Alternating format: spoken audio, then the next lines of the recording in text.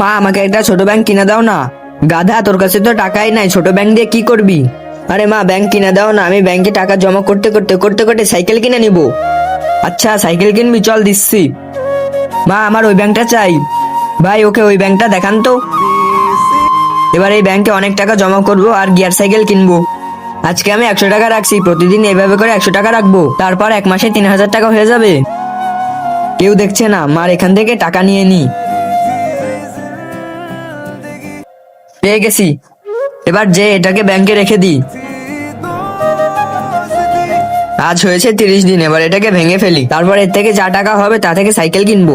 কিন্তু তার আগে তুমি যদি জীবনে একবার হলেও এখানে যেতে চাও, তাহলে ভিডিওটিকে লাইক করে চ্যানেলটিকে সাবস্ক্রাইব করো আর কমেন্টে ইনশাল্লাহ লিখে যাও। এতে তো শুধুমাত্র কয়েন, নোট কোথায় গেল? এখনই ভেঙে ফেললি, কয়দিন রাখতে পারলি না? আরে মা, আমার টাকা কোথায় গেল? আমি কিভাবে জানবো? বের হয়ে গেছে টাকা, এখন যে সবজি কিনে নিয়ে আসি।